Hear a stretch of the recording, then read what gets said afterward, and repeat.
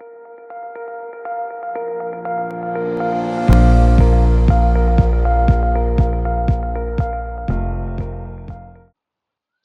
everyone. Today we will study a new poem by Robert Frost.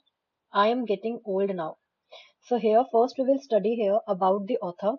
His most famous novel is The Sudros, The Stud Horse Man in 1969 won the Governor's Journal Award for Fiction. Other notable novels are, which includes Gone Indian in 1973 and What the Crow Said in 1978.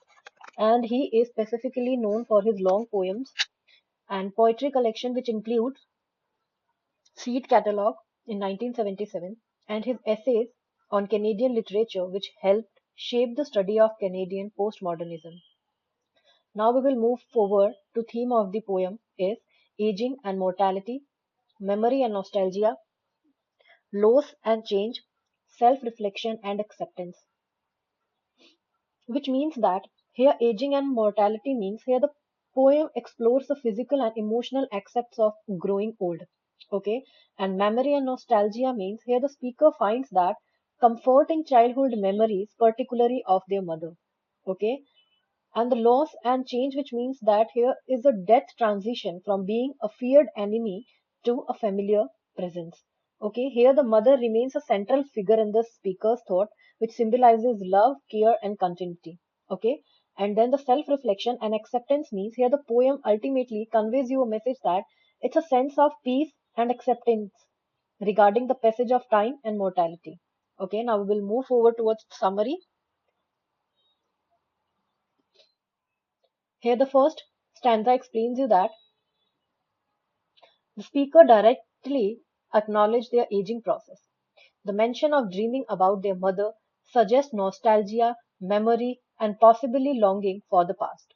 The garden is a significant symbol, often representing life, growth, and nurturing. The mother standing in the garden could symbolize her presence in the speaker's memory, watching over them even in dreams.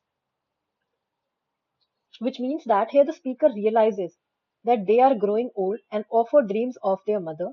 In one dream, she is standing in the garden near their house, and the garden, which symbolizes the life nurturing, which showing that how the speaker's memories of their mother is still strong. Now the second stanza is the memory shifts to a childhood moment in the garden. The act of picking peas with the mother suggests the shared bond and a simple, joyful past.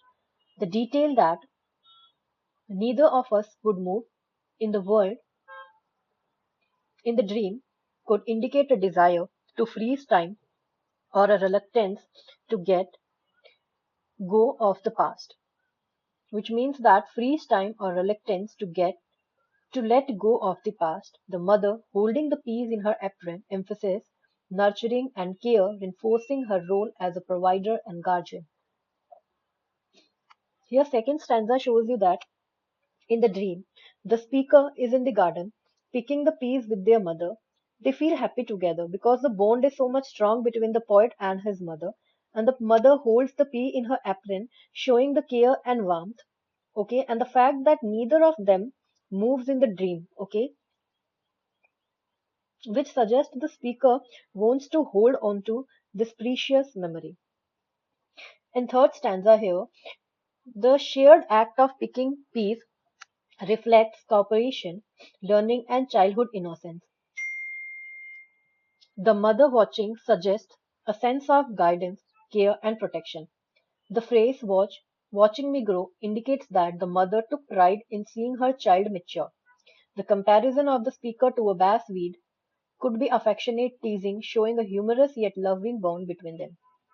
Here poet says that the mother watches the speaker as they pick the peas, just as they watch them grow in their real life. Okay, and she used to joke the speaker. She used to joke the speaker like was growing like a bad weed, which means that grew very fast, but in a playful way. Okay, this is not sarcastic, but in a playful way, she said to her child. This affectionate teasing shows their close bond and how much the mother cared.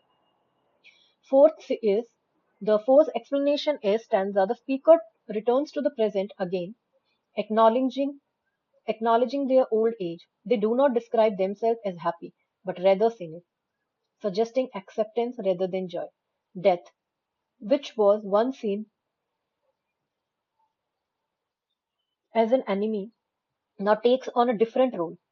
It becomes a passive observer, much like the mother watching over the speaker.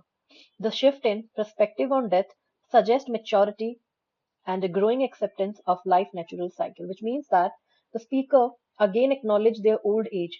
They don't feel exactly happy but calm and at peace.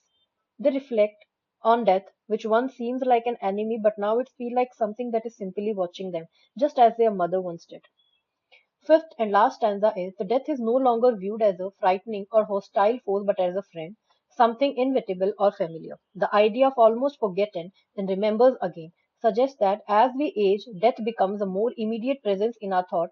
The final return to the garden in the dream brings the poem full circle, symbolizing a deep connection between past and present life and death. The speaker's final memory of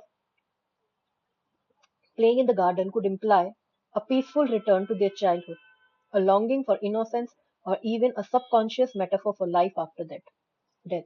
Here, the final line shows you that the speaker says that the death now feels like an old friend, something once forgotten but now it's remembered.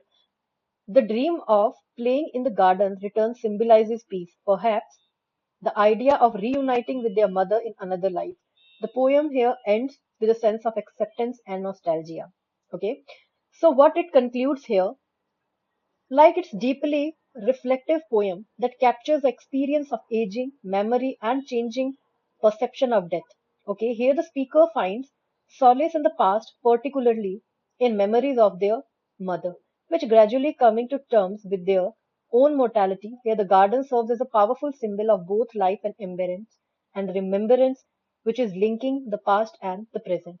So thank you so much, guys. Hope you all love this poem. Thank you. Please like and